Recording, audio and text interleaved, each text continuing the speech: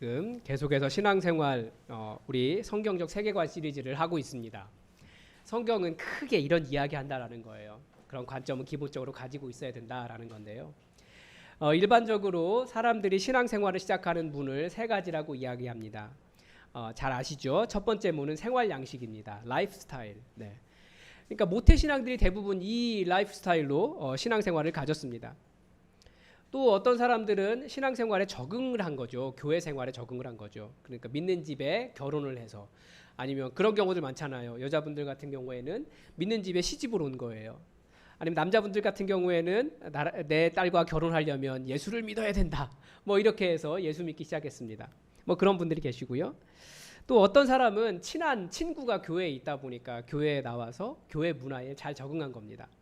어떤 경우냐면 교회 문화에 잘 적응한 것이니까 뭐 교회 오라니까 가고, 찬양대 하라니까 하고, 교회 봉사하라니까 하고, 뭐 착한 일 하라니까 착한 일 하고, 구역 모임 오라고 하니까 구역원들과 잘 지내고, 뭐 새벽기도 나오라고 하니까 새벽기도 잘 나오고, 뭐 그렇게 해서 열심히 하다 보니까 직분도 주어지고 또 교회 조직에서 여러 가지 일을 감당하는 경우가 그렇습니다. 교회에 잘 적응한 거예요. 또 두 번째는 어떤 경우냐면 어떤 체험이 있는 거죠. 뭐 질병에 걸렸는데 예수님 믿으면 질병이 낫는다라고 해서 교회 나오기 시작했거나, 뭐 사업에 어려움이 생겼는데 먼저 믿던 뭐 아내나 아니면 친구가 너 예수님 믿어야지 그 문제 해결된다라고 해서 교회 가자고 해서 교회 갔더니 신기하게 정말 사회의 문제가 다 회복이 된 거예요. 뭐 그런 경우도 있고요. 제가 아는 분 중에는 이런 분이 있습니다. 진급할 때가 됐는데 진급이 안 되는 거예요. 그래서 진급하면 예수 믿기로 약속했고 주변에 아는 분들이 함께 기도했더니 정말 진급이 된 겁니다. 그래서 이분이 내가 약속했으니까 교회 다닐게 라고 해서 교회 나오신 경우도 있었습니다. 이런 것이 체험이죠. 뭐 세 번째 경우는 이제 지적으로 탐구하는 거예요. 왜요? 우리 인간에게는 다 하나님을 알고 싶어 하는 마음이 있잖아요. 그러니까 하나님을 알 수 있구나라고 해서 예수님을 믿기 교회에 오기 시작했습니다. 그렇게 신앙에 입문한 겁니다. 조선 땅에는 특이한 경우가 그거잖아요. 선교사님보다도 성경이 먼저 들어왔어요. 그래서 우리 선비님들이 성경을 읽다가 예수님을 믿었습니다. 독특하게 우리는 예수님 믿고 그 사람들이 중국 가서 세례받고 돌아온 경우가 선교 역사에서 아주 독특한 그게 우리나라예요. 뭐 인간이 가지고 있는 그 하나님을 알고자 하는 지적인 욕구, 그렇게 해서 하나님을 찾기 위해 신앙에 들어오는 경우입니다. 그런데 중요한 것은 이 세 가지 문, 뭐 생활 양식이든 경험이나 체험이든 뭐 지적인 탐구든 어느 문으로 들어왔던지 이 세 가지가 다 있어야 신앙이 바르게 세워집니다. 생각해 보십시오. 우리 자녀들이 생활 양식으로 교회 문화를 잘 알았지만 교회를 떠나는 이유가 무엇입니까? 교회를 다니는 것은 잘 배웠어요. 교회 문화도 잘 알아요. 그런데 복음이 무엇인지 정확하게 배우지 못했거나 혹은 교회 생활에 잘 적응하지 못한 겁니다. 그 체험이 없는 거예요. 믿는다고 하는데. 그러니까 다니는 것이 신앙은 아니잖아요. 우리 잘 알잖아요. 아까 방금 말씀드린 진급해서 교회 다니기 시작하셨던 분도 집안 분위기 때문에 교회 다닌다고 이야기를 못했습니다. 그리고 막상 진급을 하니까 하는 일도 많아진 거예요. 그러다 보니까 교회 문화에 적응하지 못하고 교회에 관련된 것을 집에 가져가지도 못하시다 보니까 뭐 제대로 된 교육이나 훈련을 받지 못하셨습니다. 결국은 교회를 떠나셨어요. 계속 주변에 머물다가. 그러니까 지적인 어떤 탐구도 아무리 논리적으로 신앙을 잘 알아도 본인의 입으로 난 구원받았어, 하나님 계신다고 믿어라고 고백을 해도 이 교회의 생활 양식, 교회 생활, 교회 문화에 적응하지 못한다거나 하나님을 만나는 경험, 정말 내가 구했는데 하나님께서 그대로 응답하시는 그 경험을 하지 못하면 결국 교회와는 거리가 생기게 되고 교회를 떠나서 다른 신앙생활을 하게 됩니다. 그래서 우리가 그런 분들 가끔씩 보잖아요. 정말 똑똑하신 분인데 교회 문화에 잘 적응이 안 되셔서 교회를 떠나시는 경우들을 우리가 가끔씩 봅니다. 그래서 신앙에는 이 세 가지가 다 있어야 됩니다. 교회 봉사도 필요하고, 하나님을 예배하며 하나님의 얼굴을 구하며 우리가 기도한 대로 응답하시는 그 하나님도 만나야 되고, 하나님의 권능도 경험해야 되고, 정확하게 복음이 무엇인지, 그리고 성경은 무슨 이야기하는지, 그리고 우리가 신앙에 대해서 여러 가지 것들을 하나씩 배워가야 됩니다. 그러면서 그 단계에 맞게 막 태어났으면 이제 막 복음을 영접했으면 거기에 맞는 신앙생활을 배워야 되고 그리고 또 그 다음에 어린아이가 되고 청년이 되고 어른이 되어서 또 다른 사람들을 길러낼 수 있는 그런 영적인 단계들을 하나씩 배워가야 됩니다. 그런데 이 세 가지 문 어느 문으로 들어왔던지 우리를 진정한 신앙인으로 만들어주는 아주 중요한 요소가 한 가지가 있습니다. 그게 무엇일까요? 오늘 본문에서 말하는 것처럼 자신의 삶을 예수 그리스도께로 양도하는, 다른 말로 하면 복음을 영접하는, 또 다른 말로 하면 예수님을 나의 주인으로 섬기겠다라고 하는 순간이 반드시 있어야 한다는 겁니다. 그러니까 왜 이쪽 문으로 들어왔고 이쪽 문으로 들어왔고 이쪽 문으로 들어왔는데 왜 복음 안에 교회 안에 머물 수 없느냐? 예수님을 나의 주인으로 영접하는 그 순간이 없었기 때문에 그래요. 앞에서 말한 신앙을 떠나는 모든 이유가 바로 이 과정이 없었기 때문입니다. 이 순간. 하나님의 자녀가 되는 길, 진정한 신앙을 갖는 방법은 오로지 예수 그리스도라는 문 이외에는 없기 때문에 그렇습니다. 지난주 말씀을 통해서 우리가 이 깨어진 하나님 나라를 살아가는 인간의 상태가 어떠한가를 배웠습니다. 하나님을 무시하는 거예요. 그렇게 하나님 무시하면서, 그러니까 하나님 말씀 듣지 않으면서 결국 따라간 것이 세상 풍조와 악한 영이었습니다. 그래서 본질상 진노의 자녀다. 결국은 하나님의 말씀 무시하니까, 하나님의 말씀을 무시하고 자기 마음대로 살아가니까 가는 곳이 죽음밖에 되지 않는 진노의 자식이었다라고 하는 것을 배웠습니다. 그리고 그 비참한 인간의 상태에 대한 하나님의 대안은 긍휼이 풍성하신 하나님이 우리를 너무나 사랑하신 그 큰 사랑 때문에 허물로 죽은 우리를 우리에게 예수 그리스도라는 구원의 길을, 은혜를 마련해 주셨습니다. 그래서 그 은혜를 믿음으로 붙잡는 사람이 구원을 받는다라고 말씀드렸습니다. 그래서 그것을 한마디로 요약한 것이 너희가 그 은혜에 의하여, 너희가 그 예수 그리스도의 그 십자가 사건 때문에 믿음으로 말미암아 그것을 붙잡아서 구원을 받았다. 너희는 그 은혜에 의하여 믿음으로 말미암아 구원을 받았으니 였습니다. 그래서 오늘은 그 은혜를 믿음으로 붙잡는 것이 무엇인지 조금 더 구체적으로 살펴보려고 합니다. 뭐 더 많은 이야기가 있죠. 그런데 핵심적인 것을 살펴보려고 해요. 이것은 지식이 아닙니다. 실제적인 어떤 변화와 결단입니다. 저는 이 야고보서의 이 말씀이 계속 제 머릿속을 떠나지 않아요. 저 자신에게 하는 말이죠. 왜냐하면 신앙생활을 오래 했고 교회에서 배운 대로 배운 만큼 배웠고 배울 만큼 배웠고 뭐 안다라고 하는데 저에게 가장 적당한 말이라고 생각해요.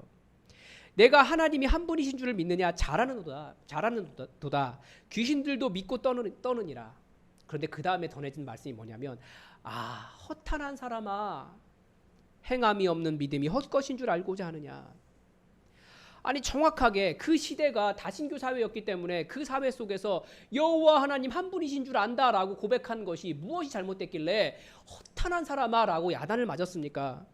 잘하는도다라고 칭찬해놓고, 그러니까 하나님이 한 분이시라고 하는 명확한 지식과 고백을 가지고 있어도 변화가 없으면 그 신앙, 그것이 귀신과 뭐가 다르냐는 거예요. 영적인 귀신은 영적인 지식을 가장 잘 알고 있는 존재는 귀신이라니까요. 그런데 진정한 신앙이 되기 위해서는 진정한 변화와 결단이 있어야 됩니다. 그 첫걸음이 반드시 있어야 된다는 거죠. 그것이 이겁니다. 그리스도인이 된다는 것은 교인 된다는 것 아닙니다. 교인은 어떻게 됩니까? 교회 다니면 교인 됩니다. 이게 막 아까 말한 그 세 가지 문으로 들어온 거예요. 교인이 된 거예요. 그런데 성경은 그런 교인을 뭐라고 이야기하냐면 성전 뜰만 밟고 다니는 사람이라고 이야기합니다. 그리스도인은 진노의 자식에서 하나님의 자녀로 건너오는 것입니다. 그런데 하나님의 자녀가 되는 방법을 무엇이라고 가르쳐 줍니까? 단 하나, 영접하는 자, 곧 그 이름을 믿는 자들에게는 하나님의 자녀가 되는 권세를 주셨다라고 되어 있습니다. 영접하는 것이 무엇입니까? 영접기도 한 번 한 겁니까? 물론 그것이 진정한 영접을 하는 기도라고 한다면, 진정한 마음이 있다면 그 영접기도는 영접한 것이 맞습니다. 그러나 그 영접기도를 했다고 해서 하나님의 자녀가 된 것이 아닐 수도 있다는 거죠. 영접기도를 한 교인이 될 가능성도 있다는 거예요. 내가 영접기도했기 때문에 구원받았다라고 생각한다면 그 사람은 영접기도 한 교인일 뿐이에요.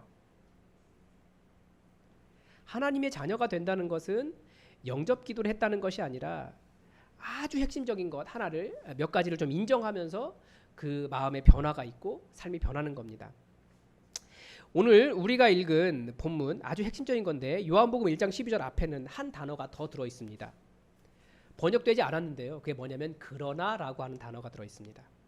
그러니까 우리말로 다시 번역한다면 그러나 영접하는 자 곧 그 이름을 믿는 자들에게는 이렇게 되어야 됩니다. 근데 그러나라고 하는 말은 무슨 말입니까? 역접이라고 이야기하잖아요. 그러니까 영접하지 않은 사람들이 무엇을 영접하지 않았는지가 바로 이 앞부분에 나온다라는 겁니다. 그게 뭐냐면 앞부분 한번 보겠습니다. 가장 먼저 뭐가 보입니까? 요한복음 1장 1절인데요. 예수님을 누구라고 이야기합니까? 말씀이라고 이야기해요. 잠깐 상식을 위해서 잠깐 곁길로 나갔다가 오겠습니다. 태초에 말씀이 계시니라 라고 되어 있는데 여기서 말씀이라고 번역된 단어가 헬라어로 로고스입니다. 로고스. 우리 많이 들어보셨죠? 그래서 교회 이름도 로고스라고 하는 교회가 있잖아요. 원래 원 동사가 원형이 말하다에서 나왔습니다. 그러니까 말씀이 맞아요. 그리고 다른 데서는 말씀이라고 번역되어 있습니다. 그런데 사도 요한이 예수님을 로고스라고 말한 이유는 당시 헬라 철학에서 로고스라고 하는 단어는 우주 생성의 원리, 뭐 본질, 철학자들이 반드시 알아야 되는 깨달음, 뭐 그런 거였어요. 그래서 내가 로고스를 깨달았다라고 그렇게 헬라 철학자들은 말했다라는 거죠. 그러니까 그 사도 요한이 보기에 로고스라는 말이 딱 맞는 거예요. 예수님을 표현할 수 있는 말.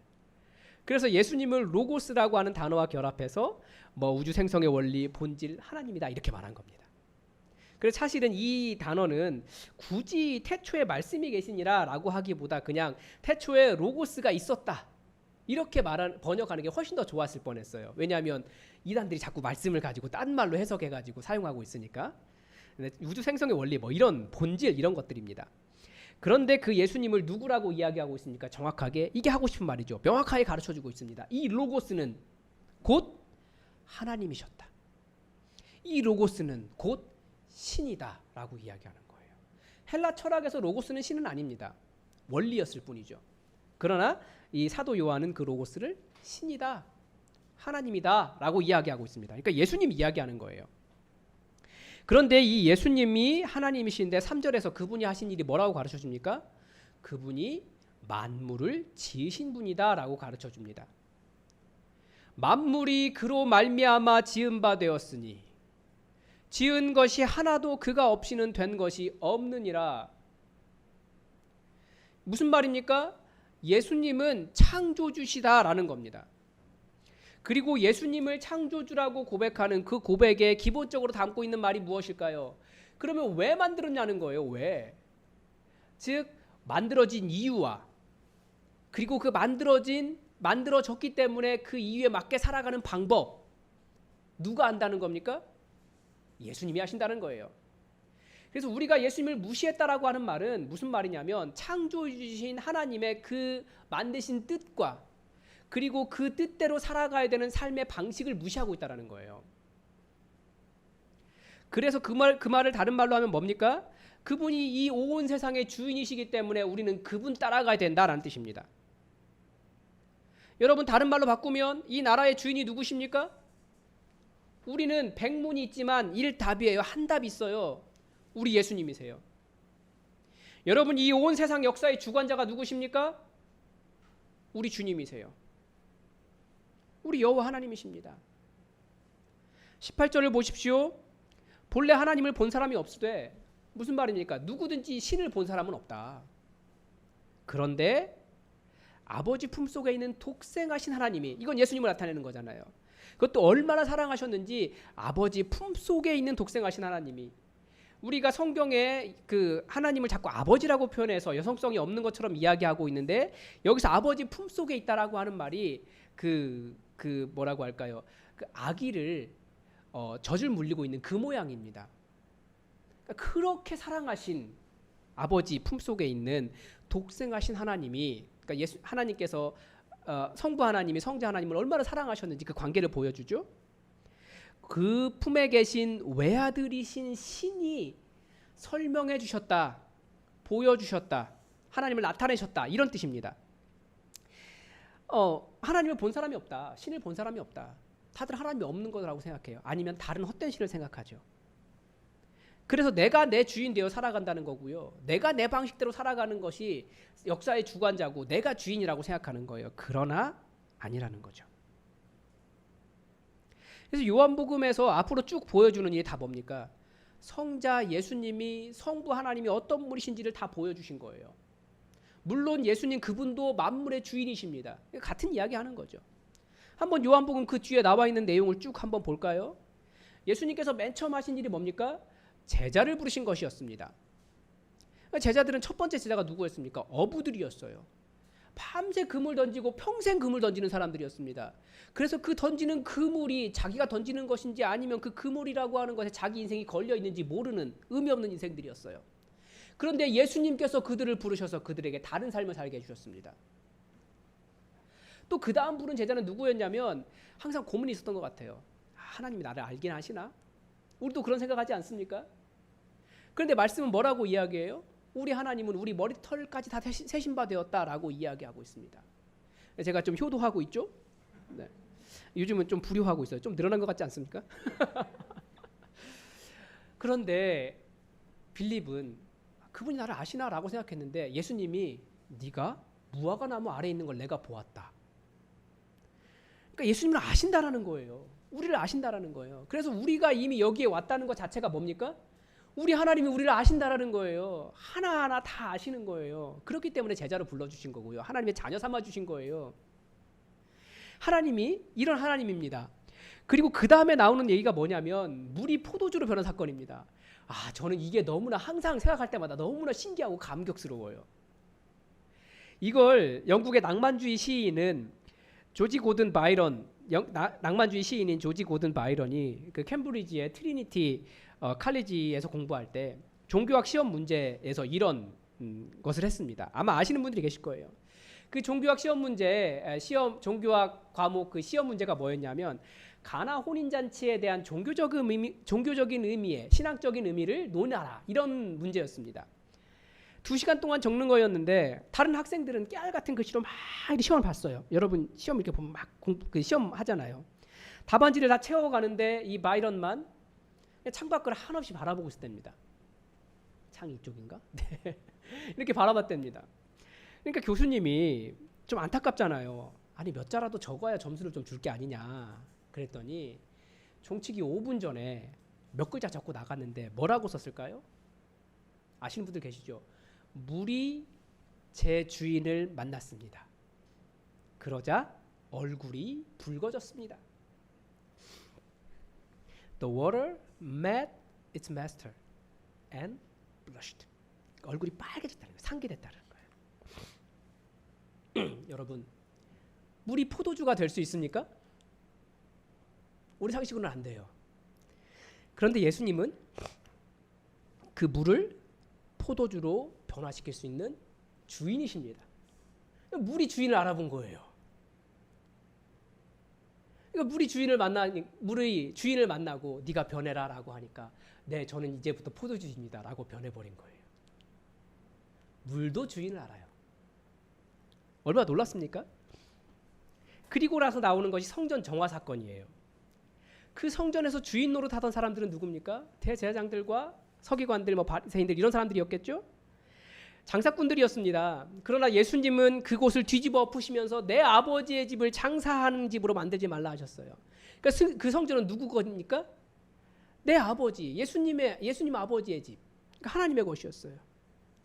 그러니까 수많은 권능을 행하신 이유, 행하실 수 있는 이유, 그래도 모든 만물, 물도 바람도 바다도 심지어 귀신도 그분을 만나면 순종하는 이유가 무엇이었습니까? 바로 그분이 주인이시기 때문입니다. 만물이 그로 말미암아 지은 바 되었으니 라고 하는 말, 우리가 예수님을 주인으로 예수님을 영접한다라고 하는 말은 그분이 창조주이시기 때문에 내 삶이 어떻게 되어야 하는지, 내가 무엇을 따라 살아야 하는지, 내 삶의 이유와 목적과 방법을 다 아시는 분이 그분이시다. 나는 그분 따라가겠습니다. 그것이 영접한다는 겁니다. 그리고 그 중간에 그분이 생명의 빛이었는데 영접하지 않았다라고 하는 말은 사람들이 그분의 말씀을 무시했다라는 거예요. 그러니까 부족한 것이 무엇입니까? 사람만. 사람만 하나님의 말씀을 따르지 않더라. 하나님을 무시하더라. 왜요? 하나님께서 인간을 너무나 좋게 만드셨기 때문에 인간에게 하나님처럼 되려고 하는 욕구가 있어요. 그게 바로 죄라고요. 다시 야고보서의 이야기를 하면 신앙 고백 멋있게 할 수 있습니다. 그런데 진정한 주인의 주권을 인정하지 않고 하나님께 순종하지 않고 대적하기 때문에 인간이 귀신과 다를 게 뭐가 있느냐라고 말하는 거예요. 요한복음이 강조하는 것은 그분을 영접하라는 것입니다. 그분이 하나님이신 것을 아는 것과 그분을 자신의 주인으로 영접하는 것은 다릅니다. 그래서 실제적인 변화와 결단이란 내가 내 삶의 주인이다라는 생각을 포기하고 예수님을 나의 주인으로 받아들이고 그분의 말씀에 순종하는 것입니다. 교회에 다닌다는 것, 교인 된다는 것, 성전 뜰을 밟는다는 것, 그 사람은 분명히 하나님이 살아계시는 걸 아는 거예요. 그러나 성경에서 그렇게 그들을 야단치고 혼낸 이유는, 비난한 이유는 정말 그 하나님, 네가 하는 그 하나님이 너의 주인이 되었느냐? 네가 그분의 말씀에 순종하며 그분의 방식대로 살아가고 있느냐? 이것을 비판한 겁니다. 그래서 본문은 하나님을 아는 것뿐만 아니라 그분을 나의 주인으로 받아들인 사람들을 뭐라고 이야기하고 있는 겁니까? 영접하는 자라고 이야기하는 겁니다. 그러니까 영접한다라고 하는 것은 단순히 기도 한 번 했다, 아니면 내가 믿는다, 아니면 내가 하나님을 안다라고 말하는 수준을 넘어서 그분이 나를 만드셨기 때문에 내 삶의 이유와 내 삶의 목적과 내 삶의 방식을 아시기 때문에 내가 그분께 나를 내어드리고 내가 순종하겠다. 그분이 내 주인이시다라고 말하는 겁니다. 그렇게 살아가는 거예요. 다시 한번 우리 자녀들이 왜 교회를 떠납니까? 하나님이 살아계시는 것을 몰라서가 아니에요. 믿지 않아서도 아니에요. 알아요. 단지 그 하나님을 나의 주인으로 인정하거나 영접하지 않았기 때문입니다. 내 방식으로 살려고 하고 창조주이신 하나님의 법칙으로 살려고 하지 않기 때문입니다. 다른 말로 하면 교회가 왜 교회되지 못합니까? 하나님의 살아계심을 인정하지 않기 때문이 아니에요. 교회에 나오는 사람들은 다 하나님 살아계신 거 알아요. 체험도 있어요. 지식도 있어요. 교회 잘 적응했어요. 그러나 예수님의 법칙을 무시하기 때문입니다. 항상 교회 안에서 문제가 되는 경우가 언제입니까? 예수님을 나의 주인으로 제대로 인정하지 않는 사람에게서 항상 문제가 일어나요. 서로 사랑하라고 하는 그 절대적인 명령 앞에서 험담하고 뒷담화하고 깎아내리고 비교하고 절대 지지도 않고 양보할 생각도 없고 사랑하지 않기 때문에 그래요. 직분을 가질수록 자꾸 군림하려고 하고요. 섬김을 자꾸 귀찮아하기 때문에 그래요. 말씀과 반대로 살아가는 거죠. 그게 바로 하나님을 알지만 영접하지 않은 상태예요. 사람들이 왜 교회를 떠나냐고요? 은혜를 받기만을 원해요. 받기만을 원하는 거죠. 정말 주인으로 삼고 예수님을 나의 주인으로 삼고 내 것을 내어놓으려고 하지 않기 때문에 그렇습니다. 그런데 결국 주인이신 예수님을 떠나 섬기는 것이 무엇입니까? 세상 풍조와 악한 영의 영향력 아닙니까? 성경은 그렇게 주인이신 하나님의 말씀을 거부하고 무시하면 어떻게 된다고 가르쳐 줍니까? 하나님 없이 살아가니까 결국은 죽음밖에 없다고 이야기하는 겁니다. 죄, 내 삶에서 창조주 하나님의 법칙을 몰아낸 이 나 중심주의의 결과는 결국 죽음밖에 없습니다. 그래서 예수님을 영접하는 일을 이렇게 설명하셨어요. 이건 조금 약간 다른 이야기인데요. 모세가 광야에서 뱀을 든 것 같이 인자도 들려야 하리니 이는 그를 믿는 자마다 영생을 얻게 하려 하심이라. 우리는 구원을 내가 믿어야 한다고 생각합니다. 내가 고백해야 된다고 생각해요. 근데 예수님은 뭐라고 말씀하셨냐면 모세가 뱀을 든 것 같이 예수님이 들려야 한다라고 말씀하셨습니다. 즉 구원은 내가 이루는 게 아니에요. 그건 자기의라고 합니다. 예수님께서 십자가에서 죽어야 하심을 가르쳐 주셨습니다. 그리고 그 십자가의 사건이 일어나야 예수님을 믿는 자들에게 영생이 주어진다라고 하십니다. 다른 말로 하면 세상을 심판하려 하심이 아니요 그로 말미암아 세상이 구원을 받게 하려 하심이라 라고 하셨는데요. 다시 말씀드립니다. 인간이 죽어 있다는 뜻이 무엇입니까? 하나님과 단절되어 있다는 거예요. 하나님을 모른다는 거예요. 그런데 내가 일방적으로 내가 이제 하나님 믿어라고 한다고 하나님과의 관계가 다시 연결될까요? 그렇지 않습니다. 하나님의 법칙에는 죄는 죽음으로 갚아야 됩니다. 즉 죄로 인해 깨어진 관계, 그 깨어진 세상에 대한 피해 보상을 해야 된다는 거예요. 근데 그 방법이 생명을 내놓는 것인데, 그래서 하나님은 인간을 살리기 위해서 하나님이신 예수님이 직접 죽으셨습니다. 다른 말로 하면 내가 죽어야 할 자리에 예수님께서, 하나님이신 예수님께서 직접 죽으셔서 모든 죄에 대한 피해 보상을 다 하셨습니다. 그래서 영접하는 일이 내가 무슨 감동적으로 하나님의 음성을 듣고 갑자기 내가 180도로 변화되는 그런 일이 아닙니다. 왜냐하면 그 일은 다 예수님이 하셨거든요. 예수님이 달려 돌아가신 그 십자가 사건을 통해서 이 예수님의 십자가가 내가 죽어야 하는데 예수님께서 대신 죽으셨구나를 받아들이는 것입니다. 이게 영접이에요. 그런데 이 영접에도 첫 번째 걸림돌이 있죠. 그게 뭡니까? 우리는 계속해서 이것이 부족하다라고 말한다는 거예요. 내가 무엇인가를 더 해야 된다고 생각하고요. 내가 더 굳게 믿어야 한다고 생각하는데 아닙니다. 이미 예수님이 다 하셨어요. 만약에 내가 더 굳게 믿어야 합니다. 우리 그런 말 잘하잖아요. 내가 믿음이 좀 연약합니다. 근데 그게 아니에요. 예수님께서 다 하셨다니까요. 부족함이 없습니다. 예수님의 일 가운데. 더 정성을 내야 하는 것도 아니고 더 열심을 내야 하는 것도 아닙니다. 이단들이 이런 마음 잘 이용하잖아요. 이단들이 어떻게 우리를 유혹합니까? 통일교에서는 뭐라고 이야기합니까? 우리 예수님이 하신 일은 영적인 구원이기 때문에 육적인 구원을 해야 된다는 거예요. 육적인 구원을 어떻게 해야 된다고 이야기합니까? 문선명과 가족으로 이어져야 된다라고 이야기해요. 그런데 여러분, 부부가 남이 가족이 되는 방법이 무엇입니까? 성관계잖아요. 그러니까 문선명과 성관계로 이어져야 된다라고 하는 게 그 원리강론이에요. 통일교회. 그걸 그대로 따라한 게 이제 JMS 정명석이죠. 신천지는 뭐라고 이야기합니까? 새로운 말씀의 종인 이만희의 말씀을 따라야 된다라고 이야기합니다. 안상홍 증인은 뭐라고 이야기합니까? 하나님 어머니를 믿어야 한다라고 이야기해요. 심지어 교회들조차도 계속해서 구원의 문제를 자꾸 정성으로 바꿔요. 어떻게 해요? 주일 성수해야 된다. 중요한 일이지만 그게 우리에게 구원 주는 거 아니에요. 헌금을 잘해야 된다. 그게 우리에게 구원 주는 거 아니에요. 뭐 새벽기도 빠지지 말고 나와야 된다. 그게 본질이 아니에요. 목사 입장에서는 굉장히 그렇게 하면 감사하죠. 그런데 구원의 본질에 있어서는 그게 아니라는 거예요.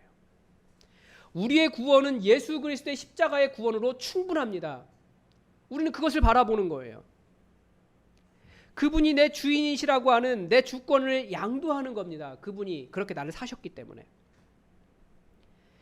우리는 우리를 자녀 삼기 위한 하나님의 방법이 이것이라면 이것을 그대로 받아들이는 것도 하나님의 주권을 인정하는 것, 하나님의 법칙을 인정하는 것, 내가 주인이 아니라 하나님께서 주인이십니다라고 하는 인정, 영접입니다.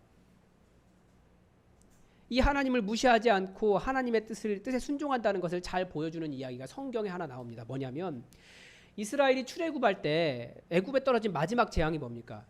장자가 죽는 거였잖아요. 그런데 왕의 장자에서부터 미천한 여종의 장자까지, 심지어는 짐승의 첫 새끼까지 다 죽었습니다. 그런데 하나님께서 살 수 있는 방법을 가르쳐 주잖아요. 어린 양을 잡아서 그 피를 문 임방과 좌우 설주에 바르는 것이었습니다. 근데 한번 생각해 보십시오. 그러면 그 죽음이 그 집을 넘어간대요. 이게 말이 됩니까? 어떻게 하룻밤 만에 모든 장자가 다 죽을 수 있을까요? 아니 설령 그렇게 죽는다고 할지라도 겨우 그 피 발랐다고 그게 사는 방법이 됩니까? 그런데 그것이 하나님의 방법이라면 아멘으로 인정하고 따라가는 것, 그 첫 번째부터 사람들에게 걸림돌이 된 거예요. 그러니까 영접한다라고 하는 것은 그것이 하나님의 방법이라면 yes, 알겠습니다, 따라가겠습니다 라고 하는 겁니다. 순종하는 거예요. 그래서 그 밤에 그것에 순종한 사람들은 이스라엘 자손이 아니더라도 다 장자가 살았습니다. 그래서 그 새벽에 출애굽한 사람들이 이스라엘 자손들을 빼고 이스라엘 자손뿐만 아니라 허다한 잡족이 장정만 60만이 나왔다라고 기록하고 있잖아요. 성경은. 그게 하나님의 방식을 인정한 사람들 살아난 거예요. 그러니까 우리가 예수 그리스도의 그 십자가 사건을 인정한다라고 하는 것, 영접한다라고 하는 것, 그거가 똑같습니다. 내 논리로는 말이 안 돼요. 하나님의 논리에서는 분명히 말이 되는데 우리가 다 이해하지 못하는 거죠. 내 논리로는 말이 안 되지만 그것이 하나님의 방법이라면 첫 번째 그것을 받아들이는 것도 필요하다는 거예요. 그게 바로 주님의 주권을 인정하고 하나님의 방식을 인정하고 그분을 영접하는 겁니다. 여러분, 그래서 영접한다는 것은 어떤 일회적인 사건이 아닙니다. 이게 단어가 주는 함정인데요. 영접은 받아들인다는 뜻입니다. 그래서 우리는 영접 기도하면 구원받았다라고 생각을 해요. 근데 영접 기도했다고 구원받는 게 아니에요. 하나님의 하나님 되심, 그러니까 여호와의 하나님 되심, 우리 주 예수 그리스도의 하나님 되심, 그분이 십자가 위에서 핏값을 주고 나를 사셨다. 그래서 이제는 내가 나의 것이 아니라 예수 그리스도의 것이다. 이것을 제대로 인정하는 것이 영접입니다. 영접기도 한 번 한다고 해서 내가 내 주인 되려고 하는 것이 완전히 포기되지 않거든요. 계속 내가 세상 풍조를 따르는 것을 볼 때마다, 악한 영의 영향력을 받는 것을 볼 때마다, 하나님의 말씀에 순종하지 않는 것을 볼 때마다, 그때마다 우리는 계속 영접 기도를 해야 돼요. 사실은 하나님, 제가 제 주인 되었습니다. 창조주이신 하나님의 법칙을 무시하고 또 세상 풍조를 따라가고 있습니다. 사탄의 방법을 따라가고 있습니다. 죄송합니다. 다시 주님께 돌아갑니다. 십자가 위에서 핏값 주고 저를 사셨으니 이제 예수님이 내 주인이십니다. 저를 인도해 주십시오. 기도하며 내 주권을 계속해서 예수님께 양도하며 주의 말씀 따라가는 삶이 영접입니다. 그래서 영접기도 일회성이 그것도 굉장히 중요해요. 아까도 말씀드렸지만 예수님을 주인으로 영접하는 그 순간이 있어야 된다니까요. 그러나 일회성이 아니라 계속해서 우리는 이 세상을 살아가면서 주님 오시는 그날까지 계속 나의 주권을 주님께 양도하는 삶을 살아야 됩니다. 그래서 부족해요. 완전하지도 않아요. 그러나 거듭거듭 예수님을 내 주인으로 모셔드리고 나의 주인을 넘겨드리는 삶이 영접하는 삶입니다. 그래서 오늘 오랫동안 교회를 다녀서 교회 문화에 적응하셔서 그리스도인이 되셨거나 아니면 모태신앙이어서 하나님 이외, 이 교회 다니는 것 이외에 다른 길을 선택해볼 선택지가 없으셔서 교회를 계속 다니고 계시거나 내가 예수님을 믿는다고 하는데 여전히 하나님에 대한 확신이 없고 혼란이 있으신 분들은 오늘 반드시 가셔서 이 영접 기도문을 써보시기 바랍니다. 쓰셔야 합니다. 영접하는 순간이 있어야 돼요. 뭐 단순히 인터넷에서 볼 수 있는 저는 죄인입니다. 예수님을 나의 구주로 영접합니다. 이런 수준이 아니라 예수님의 십자가를 분명히 바라보시고 이제는 십자가에 핏값 주고 나를 사셨으니 이제는 예수님이 나의 주인이십니다. 내가 세상 풍조와 악한 영을 따라가는 것이 아니라 내가 예수 그리스도의 방법, 하나님의 말씀 따라 살겠습니다. 내 삶의 본질, 내 삶의 목적, 내 삶의 방식을 아시는 분이 하나님이시기 때문에 내가 내 뜻 아니라 주님 뜻 따라 살겠습니다. 라고 하는 영접 기도문을 써보시기 바랍니다. 그 기도를 고백하시기 바랍니다. 그리스도의 삶은 바로 여기에서 시작합니다. 이게 출발점이고 여기에서부터 부족할 수는 있지만 하나씩 내 삶을 주님께 양도하면서 그리스도의 삶이 시작되는 겁니다. 그 순간이 반드시 있어야 돼요. 그리고 그렇게 진실하게 기도해도 여전히 우리는 세상 풍조를 따라 살게 될 겁니다. 그때마다 다시 하나님의 주인 되심을 인정하며 또 주도권을 넘기시는 삶을 살아가십시오. 그게 하나님의 자녀 되는 방식입니다. 그래서 우리가 하나님의 자녀 되는 유일한 방법 뭡니까? 예수님을 영접하는 것. 다른 길은 없습니다. 모태신앙도 예수님을 영접해야 됩니다. 사실 예수님을 영접했기 때문에 세례를 받는 건데 우리는 세례 받고 예수님 영접하려고 해요. 그러니까 세례 받았다고 해서 예수님 영접한 사람이 아닐 수도 있어요. 이게 의식이 주는 함정이죠. 교회에서 큰일을 행할 수도 있습니다. 근데 교회에 적응하면 충분히 큰일 할 수 있어요. 성경 공부를 열심히 하는 것도 하나님의 자녀가 되는 방법이 아닙니다. 하나님의 자녀 되는 방법은 유일합니다. 예수님을 영접하는 것, 그 이름을 믿는 것밖에 없습니다. 그 안에 뭐가 들어있다고요? 하나님이 창조주시라고요. 주인이시라고요. 내 삶의 목적을 아시는 분이라고요. 내가 따라갈 길을 아시는 분입니다. 우리가 자꾸 무시하니까 그것이 죄라고요. 영접하는 것은 여러분의 삶의 주도권, 주인됨을 하나님께 넘기고 세상의 주인 되신 여호와 하나님의 방식을 무시하지 않는 것입니다. 예수님이 나를 핏값 주고 사셨습니다. 여러분 누구 것입니까? 예수 그리스도의 것입니다. 백문일답 예수 그리스도. 우리의 유일한 답은 예수 그리스도입니다. 그 삶이 무엇인지 또 믿는 자에게 주어지는 커다란 복이 무엇인지는 이제 다음 주에 말씀드리겠습니다. 왜냐하면 이게 시리즈 설교니까 아직 안 끝났습니다. 그런데 분명히 믿는 자, 나의 주도권을 넘겨도 내 삶은 안전해요. 왜냐하면 내 삶의 목적과 삶의 방식을 아시는 분이 하나님이시기 때문에 그 길 따라가는 게 성공인 거예요. 그 길 따라가는 걸 사는 거예요. 그 복이 얼마나 큰지 다음 주에 나누겠습니다. 기도하겠습니다. 하나님, 예수님께서 십자가 위에서 피값 주고 우리를 사셨으니 이제는 나는 내 것이 아니요 주님의 것임을 고백합니다. 하나님, 나를 받아주시고 내가 온전히 주님의 말씀을 따라가며 내 삶의 주도권을 주님께 넘겨드릴 때 진정한 그리스도의 하나님의 자녀로 변화될 수 있도록 우리에게 놀라운 성령의 역사를 허락하여 주시옵소서. 주께서 은혜 주시기를 원하오며 예수님의 이름으로 기도드립니다. 아멘.